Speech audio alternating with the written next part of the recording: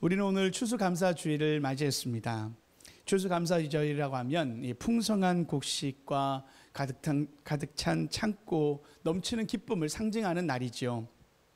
그런데 우리가 솔직하게 이야기하면 때로는 우리의 삶에 감사를 찾기가 어렵습니다라고 말하는 사람들을 종종 보게 됩니다.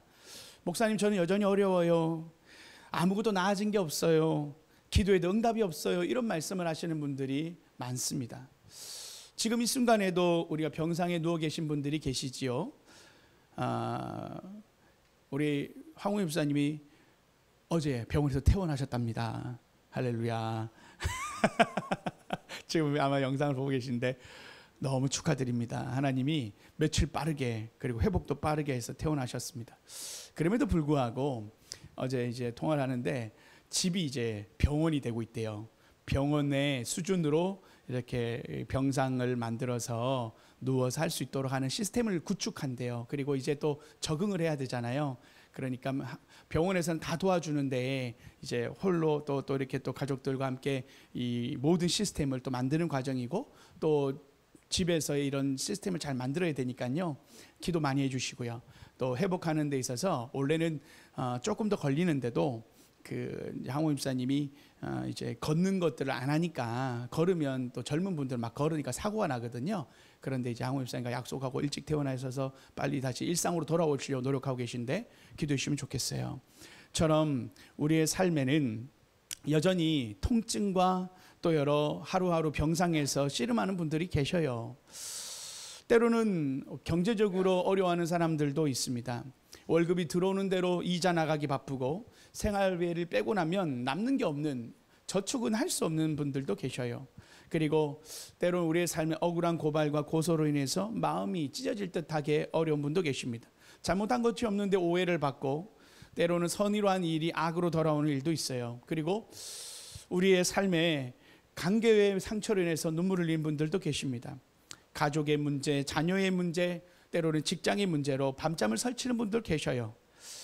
이렇듯 해결되지 않은 삶의 수많은 일들 때문에 하루하루가 전쟁 같은 분들이 계십니다.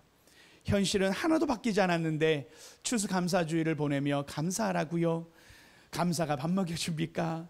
감사가 빚을 갚아줍니까? 때로 우리의 삶에 이런 질문들이 나올 때가 있습니다. 이게 솔직한 우리의 현실이고 우리의 마음이죠. 그때 하나님이 우리에게 하박국서를 통해서 이렇게 말씀하십니다. 감사를 여는 것은 믿음이다. 오늘 이 하박국서의 말씀을 통해서 우리의 삶에 감사를 여는 열쇠가 무엇인가, 우리가 어떻게 하나님께 감사하며 살아갈 수 있는가에 대한 비밀인 우리가 믿음에 대한 이야기를 또한 해보고자 합니다. 추수감사주일에 감사를 이야기해야 되는데 믿음이라니요 라고 생각할 수 있어요. 그런데 말씀드린 것처럼 감사는 쉽게 되는 게 아니기 때문입니다. 감사라는 마음의 문을 열기 위해서는 열쇠가 필요한데 그 열쇠가 바로 믿음이라는 열쇠예요. 오늘 그 이야기를 해보고자 하는 것이고요. 여기 앞에 보시면 여러분 앞에 뭐가 있습니까? 하며 읽어보세요. 이거 영어 뭡니까? 요거 요거 앞에 있는 거 페이스, 믿음이죠. 이 T가 이쁘지 않아요? 요거 T 십자가로 표현했는데 믿음.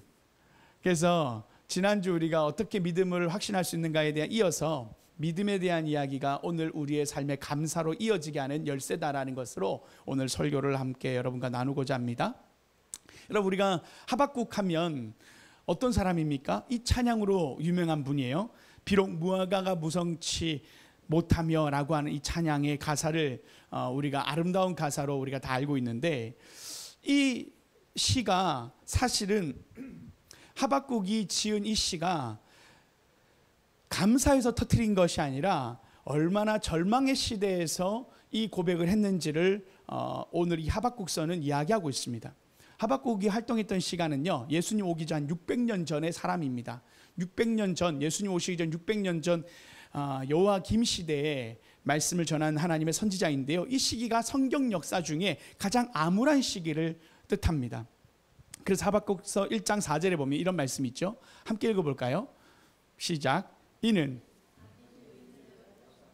정의가 굽게 행하여짐이니라 해서 악인이 의인을 에워쌌다라고 말하며, 이 시대가 악인들이 의인을 못 에워싸는 듯한 절망적인 순간 해서 나라 안에는요 부패가 만연했습니다. 경제적인 이 착취가 가난한 사람들을 짓눌렀습니다. 때로는 또한 사회 전반에서 우상 숭배가 가득했고요, 바알신과 아세라를 섬기는 일들이 빈번했습니다. 영적인 타락도 있었습니다.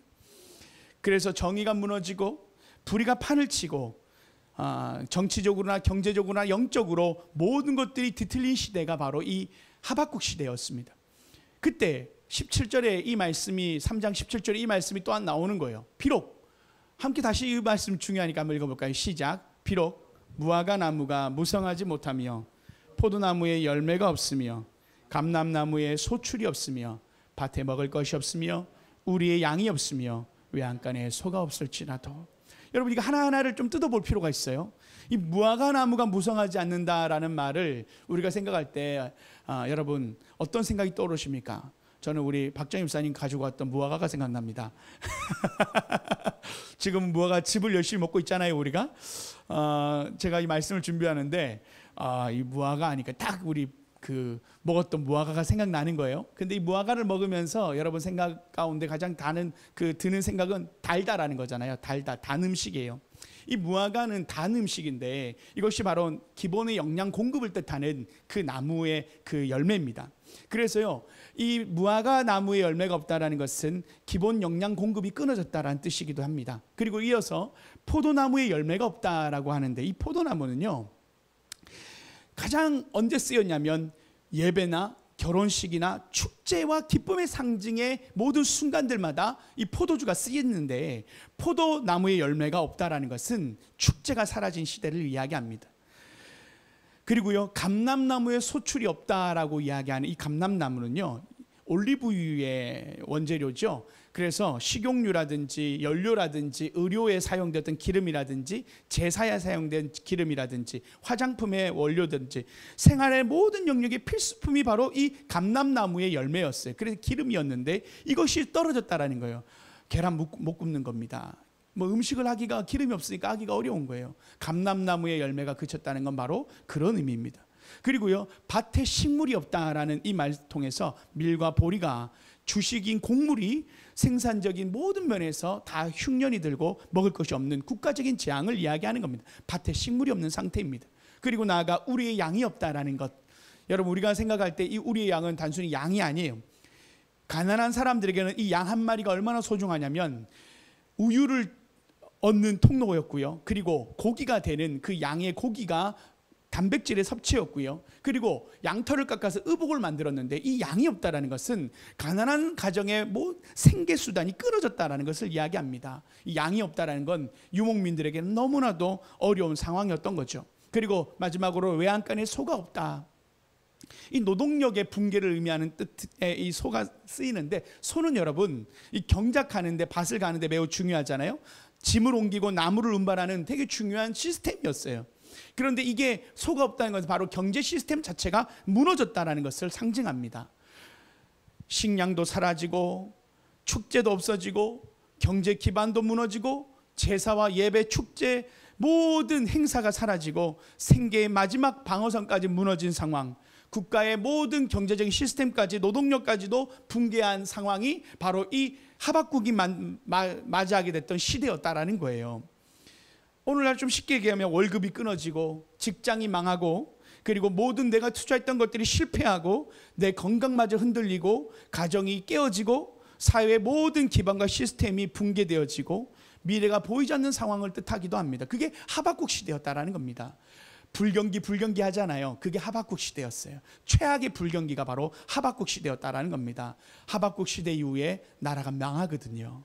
나라가 망하기 전이 바로 이 하박국이 품었던 선지자로서 예언했던 시간이었는데 그때 하박국이 너무 답답하니까 하나님께 이렇게 이야기하는 거예요. 하박국서 1장 2절에서 4절까지의 말씀입니다. 이게 오늘날 우리의 부르짖음 같기도 해요. 함께 같이 한번 읽어볼까요? 시작. 여호와여 내가 부르짖어도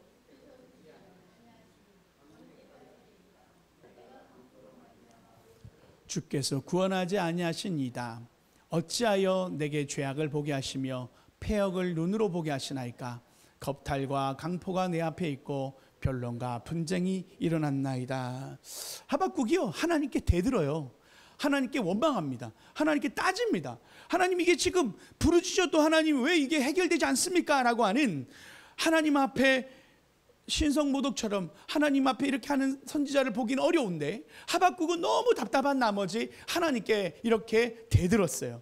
외쳤어요. 그런데 하나님이요 하박국에게요 책망하지 않으셔요.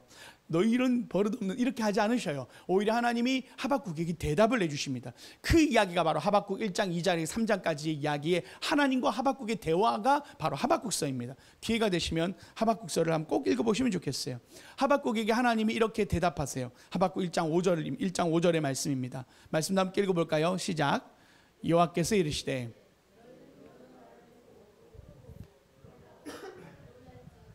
너희의 생전에 내가 한 가지 일을 행할 것이라 누가 너희에게 말할지라도 너희가 믿지 아니하리라 하면서 6절에 이어집니다. 6절까지 끝까지 가볼게요. 시작. 내가 사납고 성급한 백성 곧 땅이 넓은 곳으로 다니며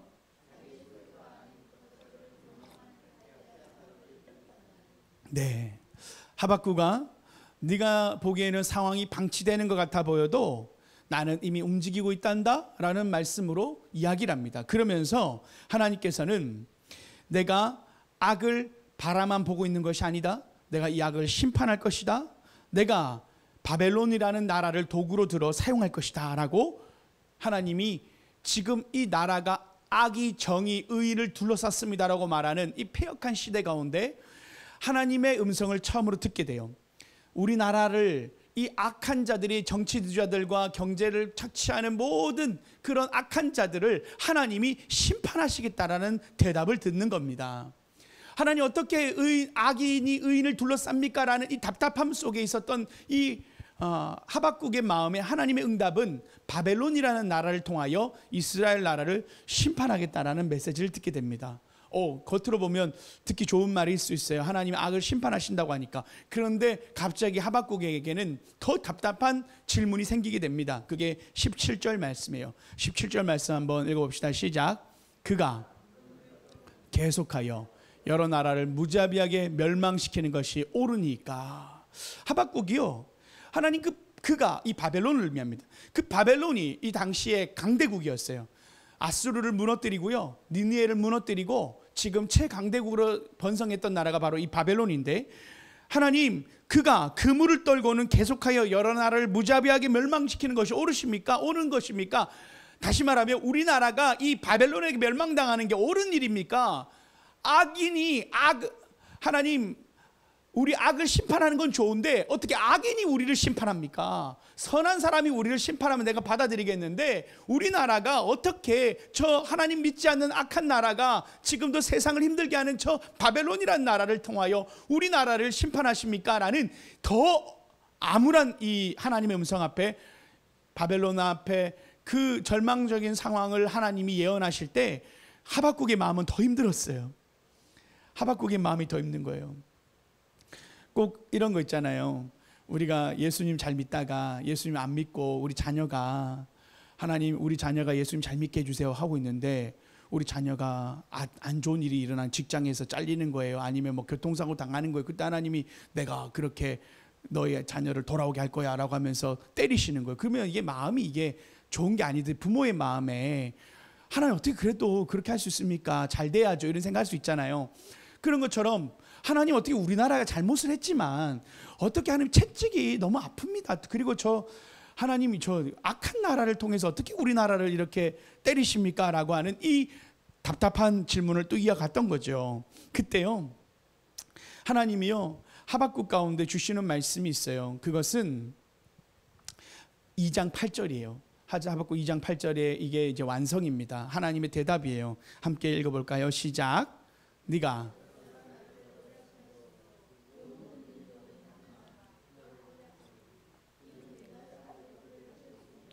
또 땅과 성읍과 그 안에 모든 주민에게 강포를 행하였음이니라. 하나님이요 바벨론에 대하여 말씀하시는데 네가 바벨론 네가 여러 나라를 노략하였으므로 그 모든 민족의 남은 자가 너를 노략하리니 이는 네가 사람의 피를 흘렸음이라. 또 땅과 성읍과 그 안에 모든 주민에게 강포를 행하였음이라. 다시 말하면 하나님이 뭐라고 대답하시냐면 바벨론도 내가 멸망시킬 거야.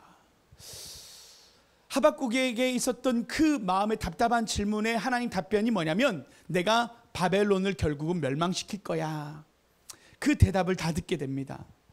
악이 이기는 것처럼 보이지만 하나님은요 그 과정에서 멈추지 않고 그 악이 망하는 결말까지 보여주신 거예요. 여러분, 하박국이요 갑자기 감사로 돌변한 게 아닙니다. 무화과 나무 잎이 없어도 난 여호와로 즐거워하리, 이 말이 하박국 3장에 나오는 결론이에요. 다시 말하면 1장과 2장에서 하나님과 끊임없는 씨름을 한 거예요. 하나님 어떻게 하다가 하나님이 보여주신 이 그림 앞에 바벨론도 멸망당할 거야 라는 이 그림 앞에서 하나님의 전체적 그림을 보게 됩니다. 여러분, 우리는요 오늘 당장 감사하지 않는 이유가 내 삶에 왜 이 일이 일어났습니까에 대해서 우리가 잘 알지 못하기 때문이고, 더 나아가서 어떻게 될지를 모르잖아요. 그런데 하나님이 하박국의 마음을 변화시킨 가장 큰 이유는, 하박국의 마음이 변화된 가장 큰 핵심은 하나님의 전체적 그림을 본 것입니다.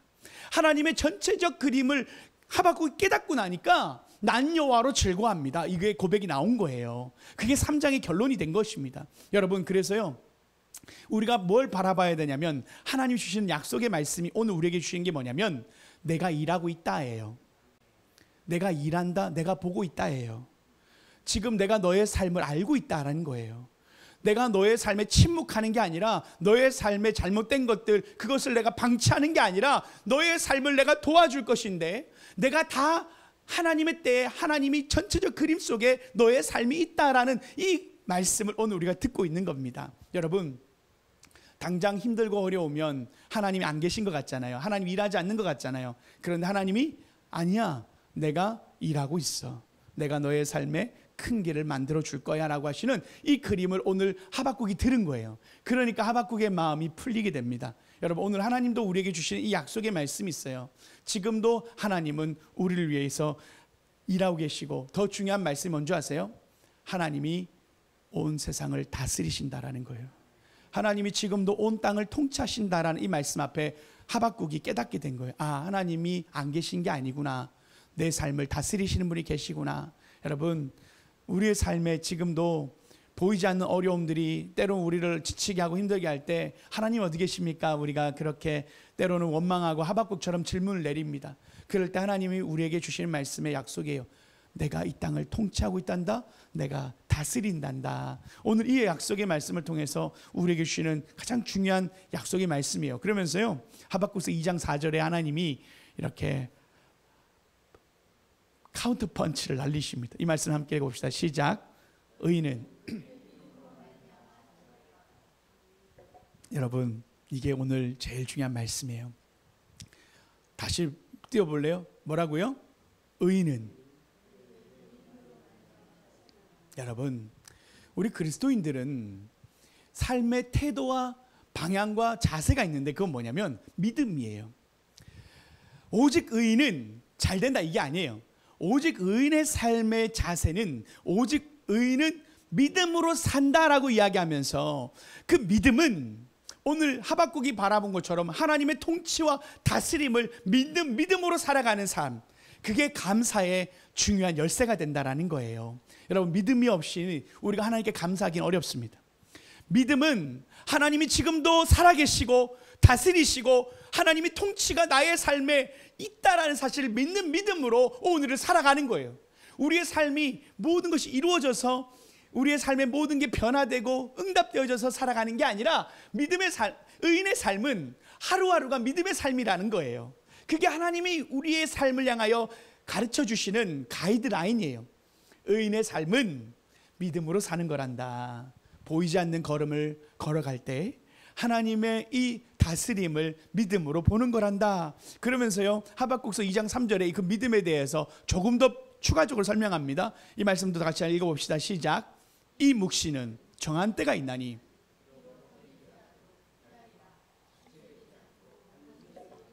예, 하나님이 우리에게 믿음을 주실 때 더딜지라도 기다리라고 말씀하시는 거예요.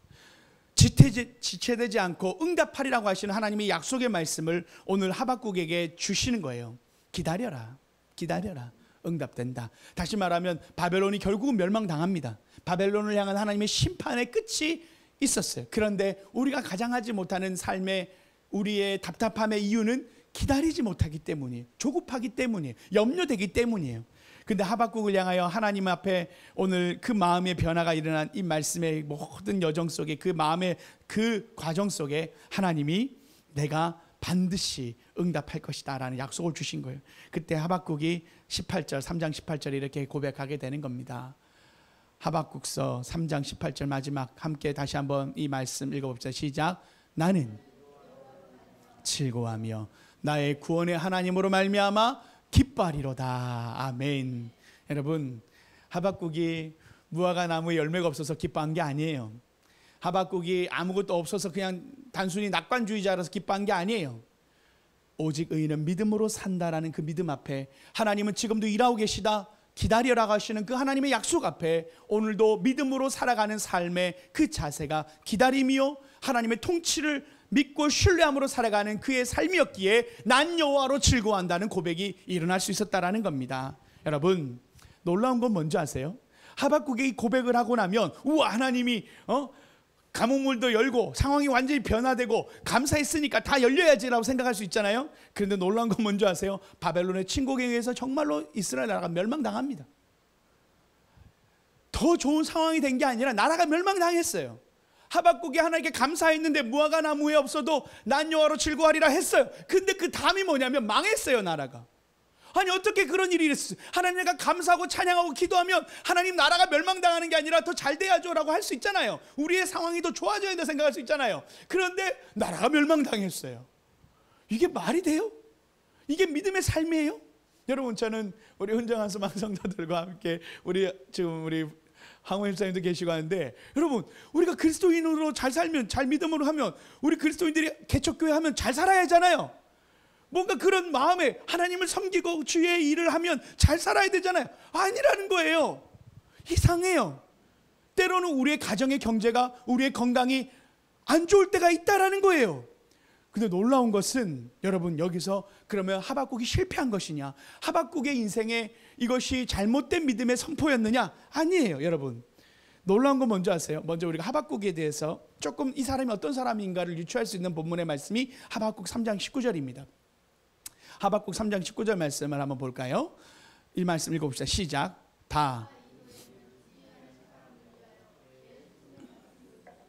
하박국 3장 19절 마지막 절이에요. 근데 거기에 보면 재밌죠? 노래하는 지혜하는 사람을 위하여 내 수고에 맞춘 것이냐.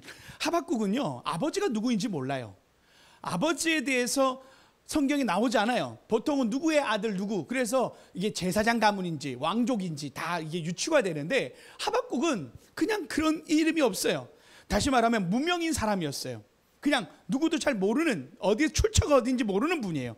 그런데 오늘 이 3장 19절에 하나의 힌트가 나오죠. 레위인이었다라는 것을 볼 수 있는 거예요. 그가 수금을, 그리고 노래하는 지휘하는 사람을 위하여 내 수금에 맞춘 것이라고 말하면서 제사장이 아니라 레위인이라는 것, 다시 말하면 찬양하는 사람이었다는 것을 우리가 볼 수 있어요. 여러분, 하박국은요, 찬양하고 감사하는 삶을 살았던 사람인데, 하나님 앞에 그렇게 레위인으로 찬양하는 사람으로 살았던 사람인데, 그의 삶이 실패했는가? 여러분, 우리가 생각할 때 그러지 않았다라는 것을 어떻게 알 수 있냐면, 우리가 너무 잘 아는 이 하박국서 2장 4절 말씀을 다시 한번 띄워봐 주시겠어요? 여러분, 이 말씀 어디서 많이 보지 않았어요? 의인은 그의 믿음으로 말미암아 살리라. 이거 어디서 보셨습니까? 이 말씀 어디서 보셨다고 생각합니까? 우리가 공부했어요. 어디서 보셨습니까? 이래서 시험을 쳐야 한다는 겁니다. 로마서에서 봤죠. 우리 로마서 말씀 1장 17절 말씀 볼까요? 로마서 1장 17절 말씀 함께 크게 읽어봅시다. 시작. 복음에는 하나님의 의가 나타나서 믿음으로 믿음에 이르게 하나니 기록된 바 오직 의인은 믿음으로 말미암아 살리라 함과 같으니라. 3장 13절 갈라디아서에도 이렇게 나와 있어요. 또 하나님 앞에서 아무도 율법으로 말미암아 의롭게 되지 못할 것이 분명하니 이는 의인은 믿음으로 말미암아 살리라 하였습니다. 여러분, 사도 바울의 복음의 핵심 메시지가 누구에게서 나왔다고요? 바로 하박국의 말씀에서 나온 거예요. 여러분, 오직 의인은 믿음으로 말미암아 살리라는 이 유명한 이 말씀은, 다시 말하면 우리가 구원받는데 어떻게 구원받는다고요? 믿음으로 구원받는다라고 하는 이 이신칭의 가장 중요한 교리의 핵심, 하나님이 예수 그리스도를 우리에게 보내주시면서 예수님을 우리가 믿음으로 구원받는다고 했던 그 믿음에 대한 이야기가 하박국을 통해서 나왔다라는 거예요.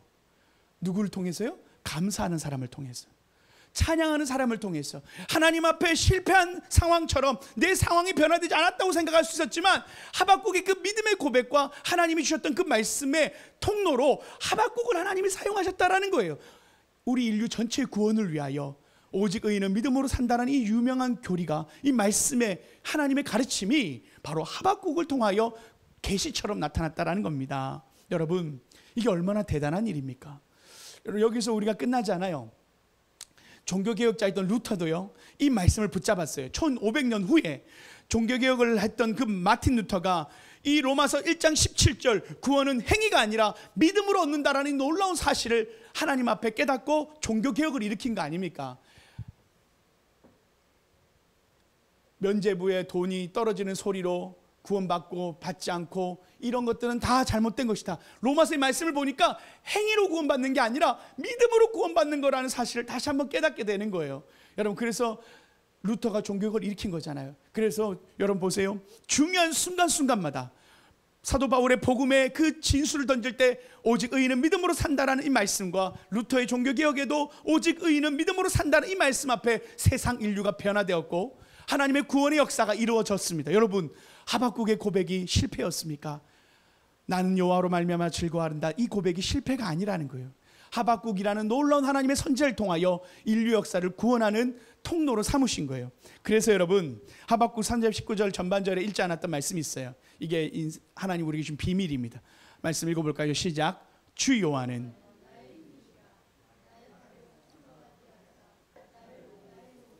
다니게 하시리로다. 할렐루야. 여러분, 나의 발을 사슴과 같게 하사라는 이 말씀은 복음을 전하는 자들을 향하여 하나님이 쓰실 때, 우리가 하나님 복음을 전하는 자들에게 하나님은 사슴과 같은 아름다운 발을 전하는 자로 하나님이 우리를 삼으시는데, 우리가 복음을 전하는 자로 하나님이 삼으시겠다라는 약속의 말씀이기도 해요.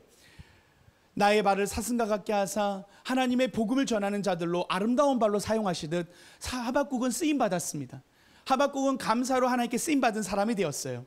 인류 역사에 가장 중요한 영향력을 끼쳤던 복음으로 산다란, 믿음으로 산다라는 가르침을 전하는 사람이 되었듯, 오늘 우리가 감사하고 하나님을 위해서 살아갈 때, 하나님께 감사로 고백할 때 하나님, 우리가 하나님의 복음을 전하는 사명자로 우리를 사용하시겠다라고 약속하십니다.